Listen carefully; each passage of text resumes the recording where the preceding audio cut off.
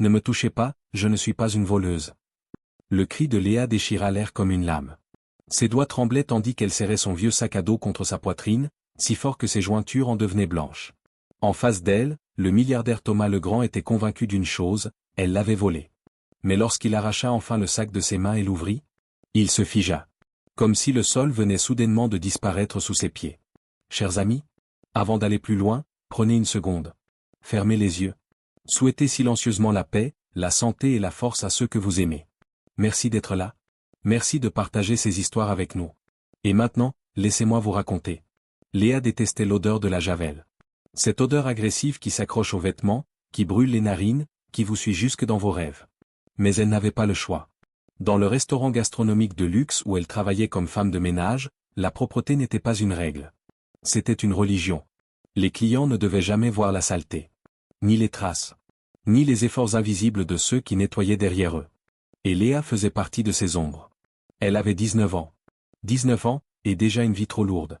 Elle avait grandi derrière les murs gris d'un foyer de l'aide sociale à l'enfance. Des couloirs froids.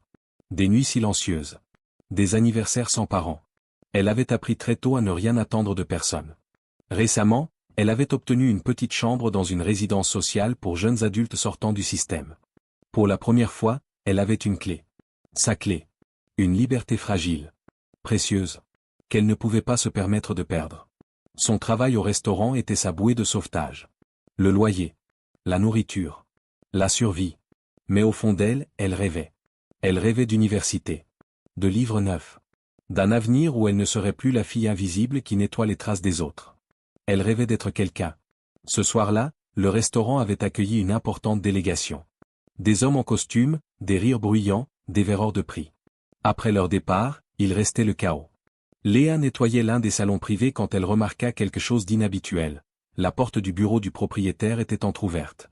Le bureau de Thomas Legrand. Elle s'arrêta. Hésita. Puis, sans vraiment comprendre pourquoi, elle jeta un regard à l'intérieur. Bois sombre. Fauteuil en cuir. Dossier parfaitement aligné. Une pièce qui respirait le pouvoir. Elle sentit immédiatement qu'elle n'avait rien à faire là. Alors elle partit. Elle ne savait pas que ce simple regard allait bouleverser sa vie. Le lendemain, tout bascula. À la fin de son service, alors qu'elle mettait son manteau, un agent de sécurité l'interpella.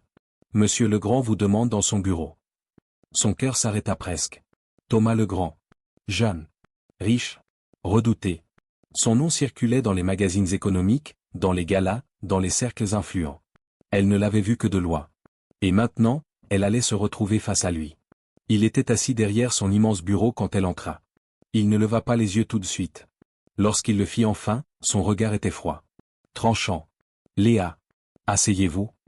Ce n'était pas une invitation. C'était un ordre. Elle s'assit au bord de la chaise, les mains moites. On m'a informé que vous êtes entré dans mon bureau hier soir. Sa voix était calme. Trop calme. Oui, la porte était ouverte. J'ai juste regardé à l'intérieur. Une seconde. Je ne voulais rien faire de mal, je vous le jure. Un sourire glacé étira ses lèvres. La curiosité est un luxe que vous ne pouvez pas vous permettre, dans votre position. Elle baissa les yeux. Puis il lâcha la phrase qui fit basculer le monde. Après votre passage, des documents ont disparu de mon coffre. Le silence devint lourd. Je n'ai rien pris. Sa voix tremblait. Je ne me suis même pas approché de votre coffre. Épargnez-moi vos serments. Montrez-moi votre sac. Elle sentit la panique monter. Je vous dis que je n'ai rien pris. Il ne cria pas. Il dit simplement « Sécurité ». 2 agents entrèrent immédiatement. C'est là qu'elle cria. « Ne me touchez pas. Je ne suis pas une voleuse. » Thomas Legrand se leva lentement et s'approcha d'elle. « Si vous n'avez rien à cacher, montrez-moi ce sac. » Mais ce sac, c'était toute sa vie. Pas d'argent. Pas de bijoux. Des photos d'enfance. Des lettres d'amis dispersées à travers la France. Des dossiers médicaux. Et surtout, l'acte d'abandon. Le document officiel prouvant que ses parents l'avaient laissé. Qu'elle n'avait pas été voulue. Elle le gardait comme on garde une cicatrice. Pour ne jamais oublier. Pour ne jamais redevenir faible. Elle ne voulait pas qu'il voie ça. Elle ne voulait pas qu'il sache d'où elle venait. Elle ne voulait pas qu'il voie à quel point elle était seule. Thomas attrapa brusquement le sac et l'ouvrit. Les papiers tombèrent sur le sol. Des photos. Des enveloppes usées. Et ce document administratif froissé. Il le ramassa. Il lut. Et soudain, son visage changea. Son regard, autrefois dur, se troubla. Parce que ce nom inscrit sur le document, c'était le sien. S'il vous plaît, croyez-moi. Sa voix se brisa au milieu de la phrase. Il n'y a rien dans ce sac. Rien qui vous appartienne. Mais Thomas le Grand n'écoutait déjà plus. Un simple signe de tête. Les agents agirent immédiatement. L'un la saisit par les bras. L'autre arracha le sac de ses mains. Non. C'est à moi. Rendez-le. Sa voix éclata dans le bureau. Un cri né de 19 années de silence. L'agent tendit le sac à Thomas. Il le prit lentement. Regarda Léa une dernière fois, un regard lourd, accusateur. Puis il déclara calmement. Nous allons voir maintenant, qui dit la vérité. Léa retint son souffle. Elle ferma les yeux. À cet instant précis, elle aurait presque préféré qu'il trouve les documents volés. Qu'on l'emmène en prison. Que tout s'arrête. Plutôt que ça. Plutôt que de le laisser fouiller dans son passé. La fermeture éclair glissa dans un bruit sec. Puis, le silence. Un silence si lourd qu'on aurait pu l'entendre tomber. Thomas sortit d'abord un paquet de mouchoirs froissés. Puis un vieux portefeuille usé. Quelques pièces. De quoi payer un ticket de bus. Rien de plus. Ensuite, une liasse de lettres attachées par un ruban décoloré. Il les parcourut brièvement. Des mots d'amis. Des phrases d'encouragement. Des souvenirs d'un foyer. Il fronça les sourcils, puis les posa. Sa main rencontra alors un document plus épais. Plié plusieurs fois. Il le sortit. À cet instant, Léa serra les paupières encore plus fort. Elle savait. L'acte d'abandon. Le papier qu'elle portait sur elle depuis toujours. La preuve qu'elle n'avait été voulue par personne. Le bureau devint irrespirable. Thomas déplia lentement le document. Il vit d'abord les tampons officiels. Les en-têtes administratifs. Les signatures. Puis, un nom. Un nom qu'il connaissait. Le nom de son père. Son regard se figea. Il relut. Une fois. 2 fois. Puis il vit le nom de sa mère. Et enfin, la date. 19 ans plus tôt. Son souffle se coupa. Il se souvenait de cette année-là. Il venait d'intégrer une grande école de commerce. Il était obsédé par sa réussite. Ses parents traversaient une période difficile. Il n'avait rien vu. Rien su. Rien demandé. Il releva les yeux vers Léa. Son visage était pâle. Ses bras croisés sur sa poitrine comme pour se protéger du monde entier. C'est impossible. Mais au fond de lui, il savait. Il repensa à la façon dont il y avait parlé. À l'ordre donné. À l'humiliation. Il l'avait traitée comme une voleuse. Alors qu'elle cherchait peut-être simplement une réponse à la question la plus douloureuse qu'on puisse porter. Qui suis-je? Léa ouvrit lentement les yeux. Elle vit son visage changer. La froideur se fissurer. La certitude s'effondrer.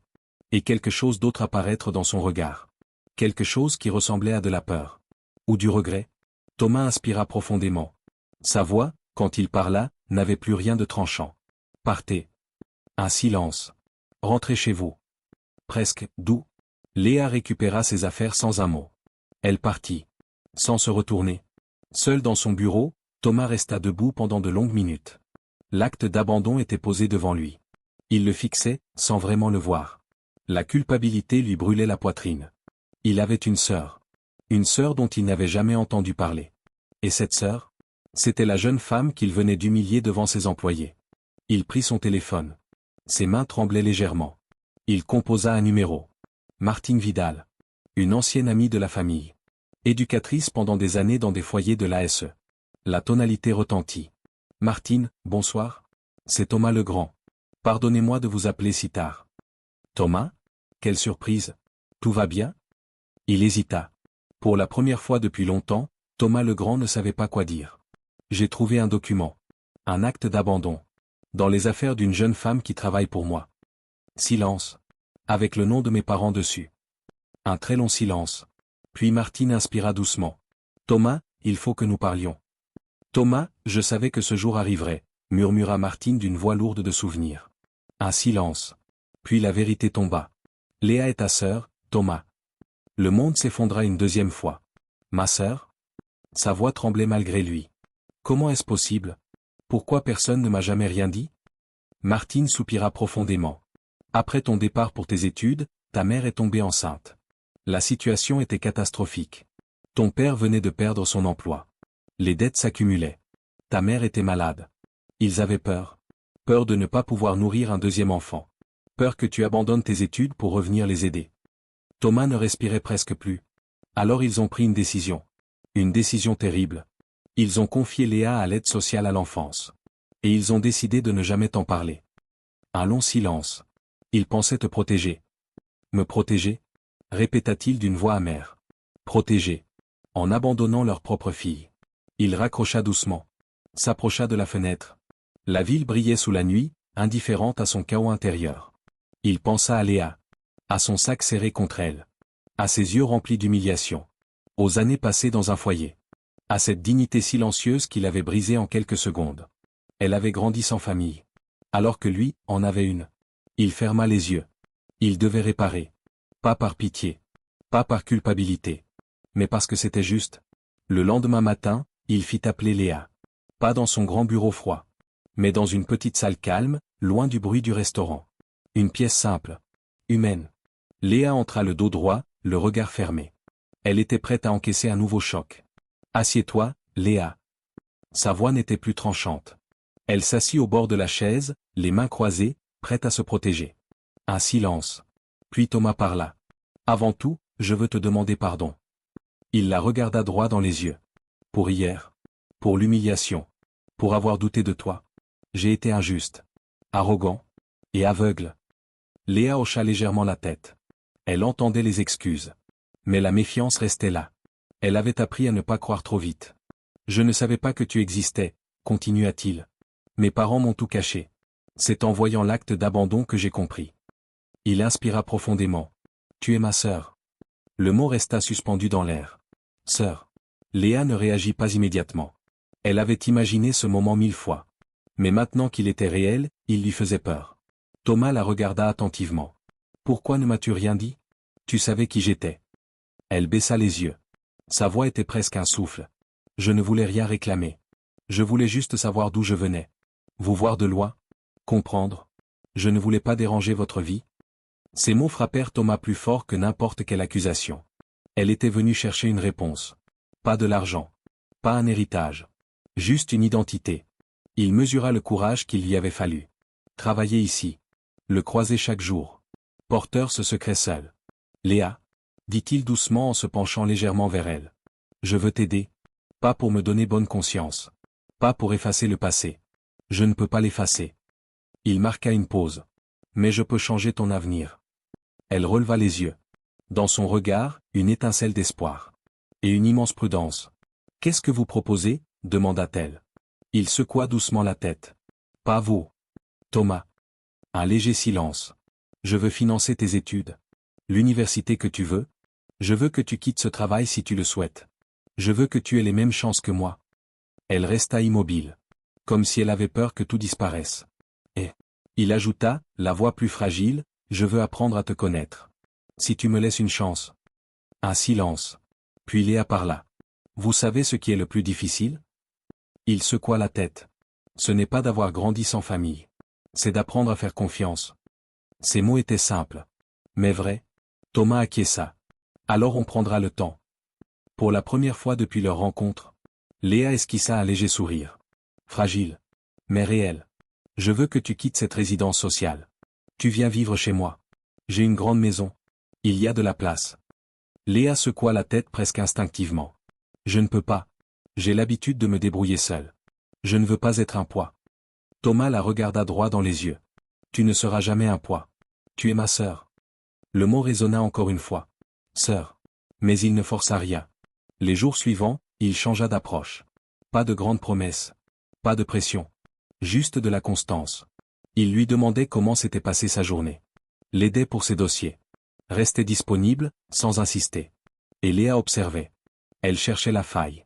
Le moment où la gentillesse deviendrait fatigue. Le jour où il se lasserait d'elle. Mais ce jour ne venait pas. Et un matin, en se réveillant, elle sentit quelque chose de nouveau dans sa poitrine. Quelque chose de chaud. De fragile. Quelque chose qui ressemblait à de la confiance. Elle entra dans son bureau. J'accepte. Je viendrai habiter chez toi. Thomas releva la tête, surpris. Vraiment? Oui. Mais j'ai une condition. Il sourit légèrement. Laquelle? Je continue à travailler ici jusqu'à mon entrée à l'université. Je paie mes dépenses. Je ne veux pas dépendre de toi. Un vrai sourire illumina son visage. Pas celui qu'il montrait aux investisseurs. Un sourire sincère. D'accord. Comme tu veux. Et c'est ainsi qu'un nouveau chapitre commença. Léa emménagea chez lui. La grande maison, qui avait toujours été silencieuse, prit une autre couleur. Elle continua à travailler au restaurant. Elle s'inscrivit à l'université. Et chaque jour, la méfiance s'effaçait un peu plus. Thomas l'aidait à préparer ses examens. Lui apprenait les codes du monde professionnel. L'encourageait à parler, à décider, à exister. Il lui proposa même un poste à l'accueil du restaurant. Un poste visible. Effrayant. Mais il lui répétait. Tu as le droit de te tromper. L'erreur fait partie du chemin. Ce qui compte, c'est de continuer. Et elle continua. Un peu plus chaque jour. Puis vint le voyage. La rencontre avec leurs parents. Le trajet fut silencieux. Lourd. Quand ils arrivèrent, l'accueil fut froid. Les regards fuyants. Les phrases incomplètes. Thomas ne retint rien.